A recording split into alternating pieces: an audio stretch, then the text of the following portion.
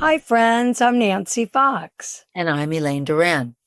Welcome to Deep Diving Divas, where we dive into inspiring stories, reinvention, and always a splash of fun. Get ready to meet Dr. Hermine Warren. She's president of Facialogy Medical in Encino, California. And she's a doctor of nursing practice and has been an advanced practice RN for over 35 years. You know, Nancy, we all are aware that the media has always had a major impact on how women look. Dr. Hermine will share her philosophy about if it's important to you to make enhancements to your looks. So get ready to think about what your inner and your outer beauty means to you, and do you really want to change it? I want to hear what she has to say about judging our faces. So, Elaine, let's dive in on our skin and take a closer look. Not too close. Hey there, friends, it's Nancy and Elaine. They're the Deep Diving Divas, it's quite a name. They're diving deep into the things that matter most, from friendships to family and so much more. Join them each week for a splash of fun.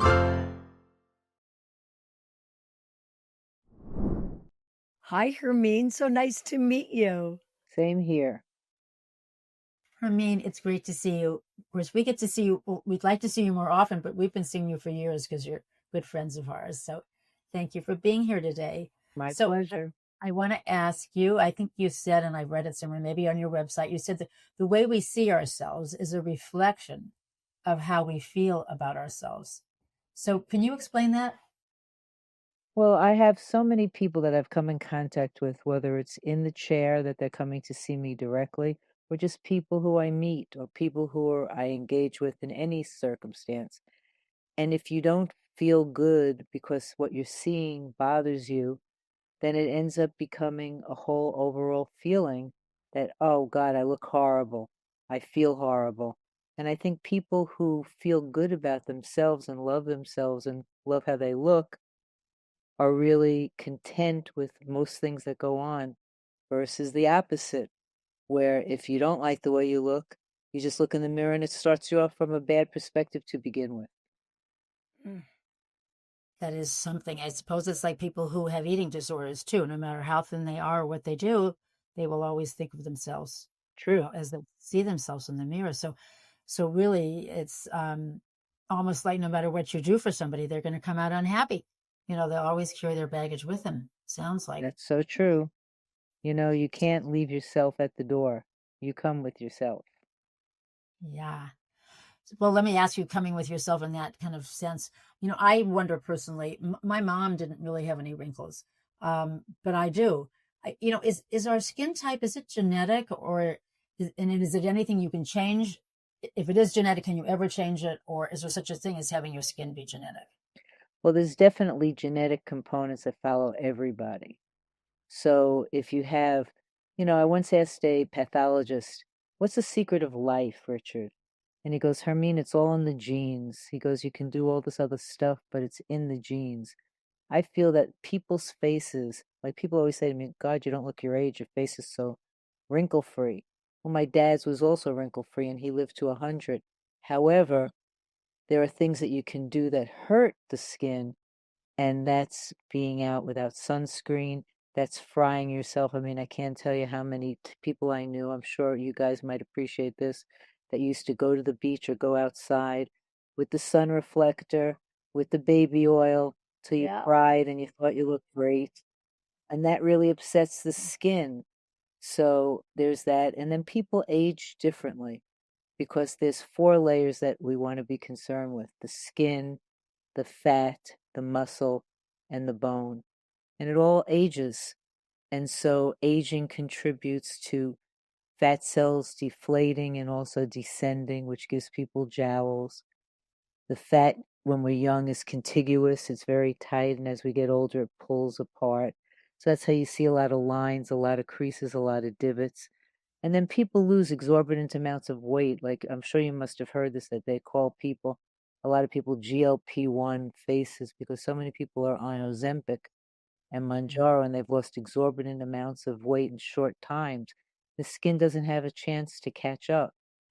So there's lots of things that affect the skin, but truly, in answer to your question, Elaine, genetics are genetics. You can always help to make it better, but genetically, if you have a family that has always had wrinkles, it's unlikely you can escape that.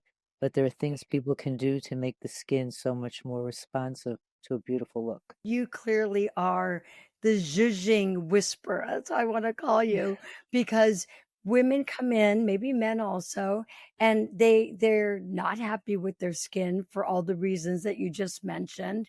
And so if they want to do something and they've never done anything, first of all, the two buzzwords that I hear are injectables and Botox.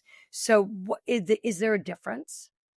There's definitely a difference, and I'll get to that, but I want to get to the primary thing that you said before. When people come in and they want to do things and they say, fix my skin, lots of times it's unfixable unless you really do some significant changes, which would be like a CO2 resurfacing of the skin, which is pretty heavy duty peel that's done with a machine, or possibly a very heavy duty peel. There are a number of them that you really like get the top and middle layers off.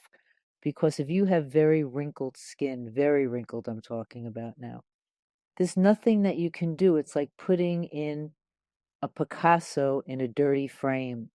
And I have this one patient that comes to me all the time. She goes, inject me. I go, I'm not going to. You're going to be miserable because her face is very creased and she has tons of cracks and crevices because she's been in the sun for forever. Now, until you fix that skin, doesn't matter what you do, even if you had a facelift, you're still going to see a lot of cracks and wrinkles because there's just so much that the skin can tolerate. But in answer to your question, when people come in, there's lots I can do. And there is a difference between what I like to say neuromodulators and fillers, because Botox is the name brand that people know. But there are other neuromodulators out there. There's Dysport, there's Jeuveau, there is Xeomin, there is lots of other ones as well. There's Daxify. So, meaning most people use the word Botox because it was the first one to be approved in 2002. So the next one that came out was Dysport in 2009. So there were 7 years in between that people only heard Botox, Botox, Botox. So when patients come in, they say Botox. Half the time, new patients don't even know what they're saying. They just know, oh, my friend had Botox. What's Botox? I don't know. But the difference between Just tell you something. I was just telling Nancy before when I first heard about it. I thought it was earlier than that, but it was that time when you heard about Botox, and it was like scary because they said, "Oh, it's got this in it and that in it, and the blood of this and a horse of semen." I don't know. It was like everything weird, and you're putting it into your face. And so, for some of us, we were like, "I'm never going to put that in my face. I don't even know what it is." Because anyway. No, I hear Is what that you're saying. true, Hermine? No, Is it's it not. true? Is it It's not. poison? Is it actually, well, then No. what is it? What What it? it is it's controlled in a laboratory, and it is a toxin. It's a botulinum toxin, toxin A. They're all toxin A's that we use currently, but it's very heavily used in a laboratory so that the process that it goes through is not just, oh, well, we pull it out of here and we do this and we do that. It's botulinum toxins. And once it goes through the laboratory process, what the whole purpose of the difference between neuromodulators and fillers is fillers fill your face up. Think of it like a gas station. You're running out of gas, you fill up your tank. Fillers will make your face fuller. They're not designed necessarily for wrinkling. And when I say wrinkling, I don't mean lower face wrinkling, but I mean like upper face, the 11 lines, the lines across the forehead, the crow's feet, the marionette area, the chin area that can be dimpled.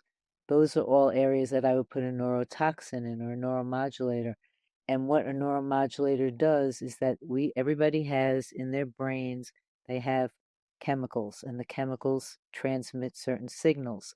So when someone's pissed or upset, we send off a message, and the message is carried in acetylcholine.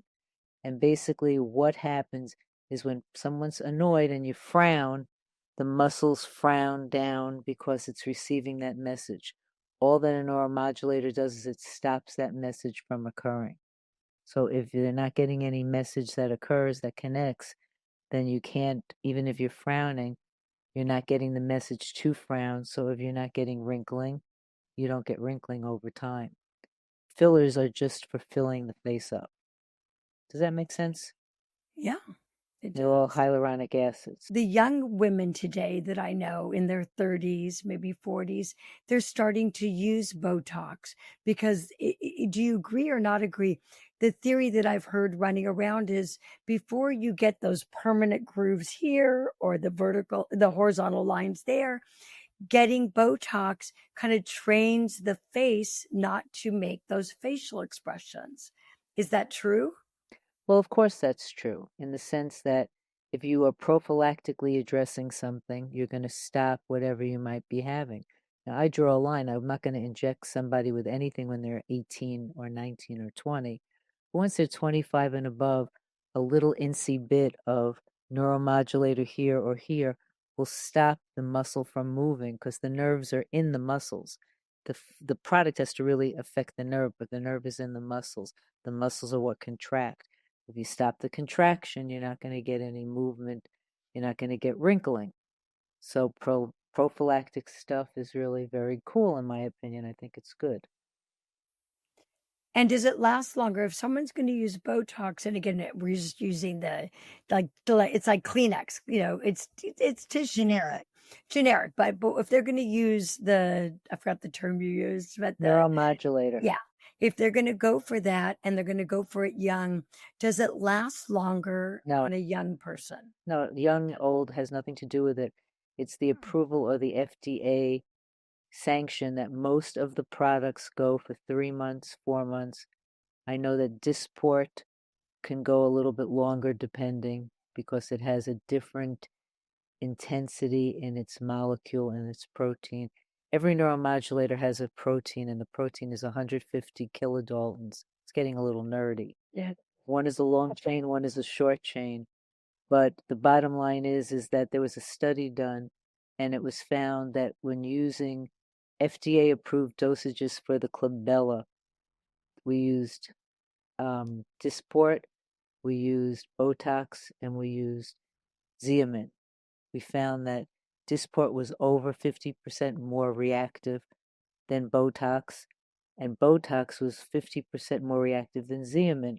So what does that mean? That means that usually Dysport is going to respond quicker and possibly last a little longer.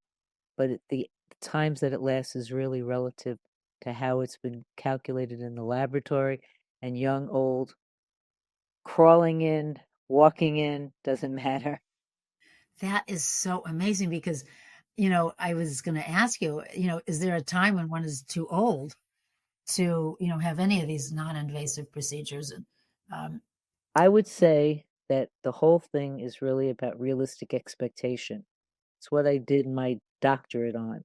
So if you can tell somebody who's considerably older, like say 80s, 90s, you're not going to get a huge response. You're not going to even maybe get a moderate response, but you'll get a little response. Do you want that? Most people who have done these procedures for years and years and years want to keep it up. In their mind, they feel like it's a house of cards. If they stop now, everything will crumble. Now you'll get some response, but you're not going to get the response that a 40-year-old would get. Too bad. So I love that realistic expectations. And, I can't speak for others, but it sounds like in your practice, you're that honest person. And I think that your patients must appreciate that. I am definitely honest to a fault. I'm a New Yorker by heart. And so people either love that or not, but I don't mince words. And for some people, I might not be their cup of tea. And for other people, I'm exactly what they want. But I believe that it's really important to lay it out honestly, because when people are spending their time, their money, and it's their face, their most important commodity, I don't want to BS around. I don't want to make them feel it's going to be one way where it's not, because that's just disappointing. And like I always say to patients, if somebody loves what you do, they might not ever tell another soul, because people are very private lots of times about these procedures. But if someone hates what you do, they'll tell the barista at Starbucks, she stinks, don't go to her. So the last thing I want is people to really feel that I didn't do right by them. Okay, so Hermine, that brings up two questions I have. Sure. Number one, why do people they kind of shame others? If you're a person that wants to zhuzh, that wants to look the best they can look for the age that they are, we off camera, I told you I do Botox. I smile really hard, I use my forehead, and it makes me happy. So is it any of anybody else's business? Why would they say, if someone says, "Oh, Nancy looks good," "Oh yeah, well, she uses Botox," like, that's mean, right? Well, I think that kind of a person probably doesn't really like themselves, and it's reflective of their personality and how they would address anybody. I really do believe that it's not that it's a private thing, in my opinion, because I mean, I've been doing it for 21 years. I do believe that if someone enjoys what they're doing, they're enjoying what they're doing. And to me, growing old gracefully doesn't mean looking like an old hag. It means looking the best you can look for your age appropriate. And even if that means a facelift, go for it. It's just there are ways that lots of people who come to me now are coming to maintain facelifts they've had. They don't want a second one, or they're coming to me because they just don't want to be cut. What can you do for me? Now, granted, someone who's had filler and neuromodulators for their whole, decades of their life, they're really a lot easier to treat no matter what age they are than the 65, 70-year-old who's never done anything, and they go, help me. And there's a lot that needs to be pulled up and readjusted and repositioned. And they're not going to necessarily get the same outcome. And I'm honest with them. It's interesting because I think you said too, people spend money on getting their hair done, every month, or, what color and all that goes out to that, and you have to keep doing it over. But yet people still think, gee, if I start with this, I have to do it for the rest of my life. Well, we do all these things. But when you talk about growing old, I know we had a guest on, we talked about wearing clothes that make you look older. There's just some people who can't get it in their heads. They either go one way or the other. They're 70 and they dress like they're 30, which is ridiculous. But there's some people that are in their 50s and they dress like they're in their 80s.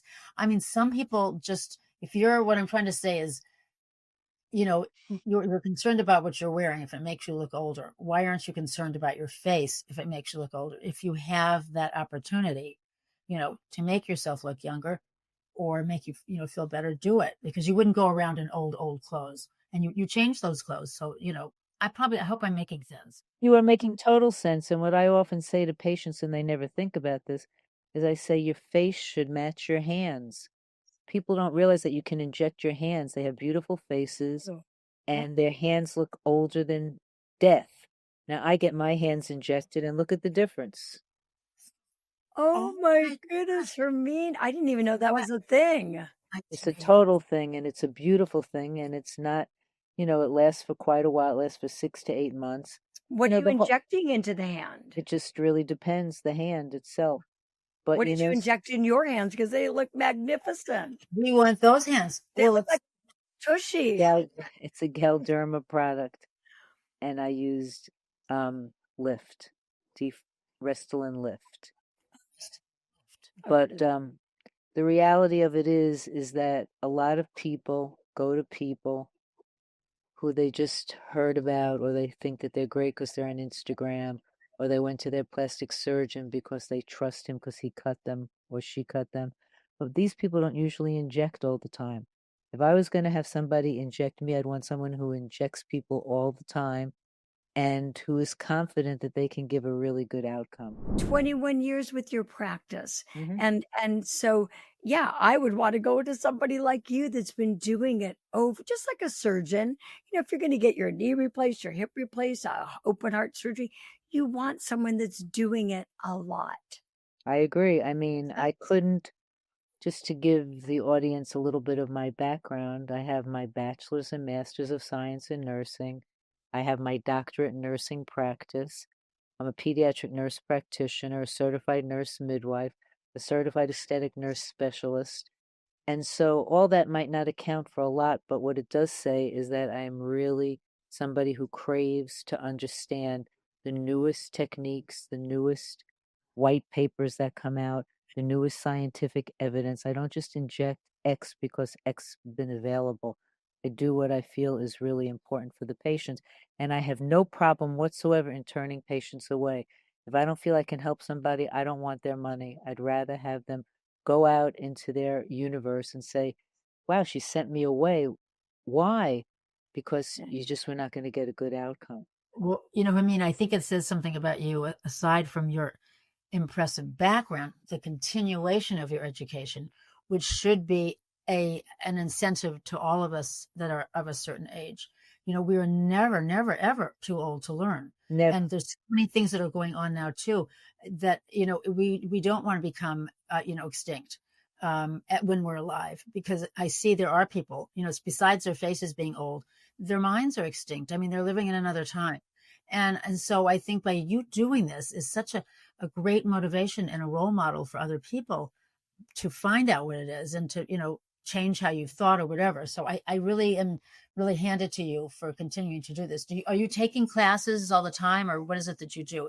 I constantly involve myself in different webinars, different seminars, and I can say happily and proudly that I have encouraged and was successful in many of my colleagues going back to school for their DNP, for their NP. And I think it's really important because you want somebody, not who's going to school, but you want somebody who says to you, I care enough about what I'm doing that I really want to be educated and well-versed, the highest level I can be. And that's why I went for my DNP and graduated at 62 years old. But the DNP was really important to me because I felt like it's going to give me an ability to start learning about evidence-based research. And that's what I've learned. And what evidence-based research means is that you're not just injecting because someone says, give me Juvederm or give me Voluma or give me Restylane. You're injecting because you realize that from a rheologic standpoint, and what rheology means is how products deform and how they can be stretched and yet go back to their original shape. Every product has rheology, that I'm not just putting in your face something that I bought a ton of and it's in my back office. I'm putting in your face what I feel will be the best for your face. I love that. Hermine, if somebody's never done this, hey, we're going to give out your information shortly, but do people come in for consults? Like, walk us through, I just made an appointment with you, maybe a consult. Do people first come in for that to say, what do you think? Okay. What I do is different than what I used to do, and that's only because COVID has affected me deeply. That I don't do any consults in the office, but I do them on Zoom or I do them on FaceTime, and I'll spend like 20 minutes to a half an hour looking at a patient, talking to them, understanding all their concerns, and then I do what they call a good faith exam, which is a deep dive into someone's health history to make sure that they are a good person for filler or a person for neuromodulators. As an example, I have patients who have come in and they've had histories of epilepsy. Well, certain epileptic drugs would be potentiated, mean they'd act more than their usual dose if they have a neuromodulator like Botox or Dysport. So any patient that comes in, I want to make sure that health-wise, they're the right patient for the right filler. If they have any concerns, I will send them to their physician to ask for a release.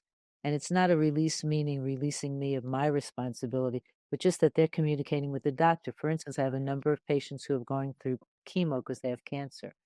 And if that's the case, I'll inject them, but I want their physician to say that they're at a point where if I'm putting a neuromodulator in, it's not going to be diametrically opposed to what they were out of their chemotherapy.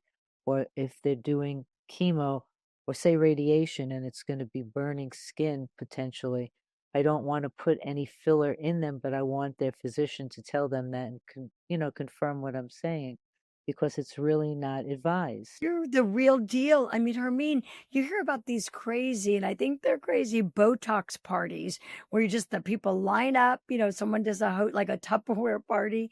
Oh my, That sounds scary, right? Well, I would never do that. And I was asked many years ago to do numbers of them. And I actually absorbed a number of patients from a party that broke up because the doctor who used to do it left the country just because he was moving, not because he did anything wrong. And he came to me. And they really liked him. And I said, well, why can't we do what he did? And I said, because that's not how I operate. I operate where I want people to come into an office, not a home. I have a dog. I don't want someone to get sick and then say, well, she had a dog walking around. How clean is an area where you have animals or where you have different things that can obstruct your injections? Now, my first 2 people I ever injected, I did in my home. Oy, what a nightmare. What a nightmare. Hermine, I want to ask you something though. If you don't go to the party, what if you also can't afford the treatment that you have? I mean, we're talking to a certain element and a part of the population that, is fortunate to be able to have these treatments. But, what's available? Is there any kind of option for those that can't do this treatment with their face?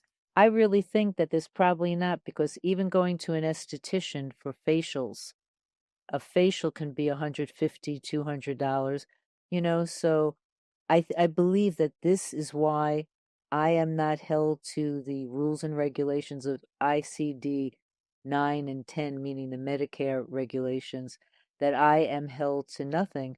So I can just say, come in, this is disposable income. Disposable income means just that. If you can't afford it, I'm sorry. I don't do discounted stuff. Because I always say to patients, and you'll think ill of me, but I'm going to tell you what I say. You're not going to sue me discount, are you, if something goes wrong? Why should I do discounted treatments? I wonder if someday, because I'm sure there might be some connection to people feeling the way they feel or their skin, to depression, or withdrawing. And, you wonder if there would ever be a time when this would be covered by insurance, for those. I really don't think there ever will be a time, especially now with things being taken away from insurances and most Medicare really being looked at under a fine-tooth comb administratively with this administration. I don't think there's going to be a time where this is going to be luxury that's definitely covered. However, what I say to people who can't afford it, just save up your money. And Here's save what it those would cost. pennies. Save up your money. Most people Don't have go to Europe. the availability to do it if they want to do it. And I'll also say this to patients when they come in to see me. Like, say a patient's coming in for their first time. Oh, I'm so excited. I'm going to a wedding. I want to do my Botox. And I'll go, you ever going to do it again? They go, no. I said, then I don't think you should do it. Because if you're not going to do it more than once, what's the point? You're going to go right back. You're going to waste this money so you look good for 3 minutes. I mean, that's just, to me, ludicrous. I'm not that person. I'm the person who's not going to make someone sign in blood, oh, I have to do this every single month with Hermine. I don't have that kind of Automatic payments. Not Yeah. making. right. I don't do that. Hermine, you are such a treasure. So for people, we're going to have to close, but for people that are in the LA area, how can they find you? I know you have a practice in the Valley. So do you have a website, or how do they get a hold of you? They could get a hold of me a number of ways. One great way is on Instagram. My Instagram handle is Hooked on Fillers. They can DM me, or they can send me an email. It's Facialogy, F is in Frank, A, C is in Carl, I, A is in Apple. The A is really important, L. So the word facial and then OGY at AOL.com. And I am in Encino.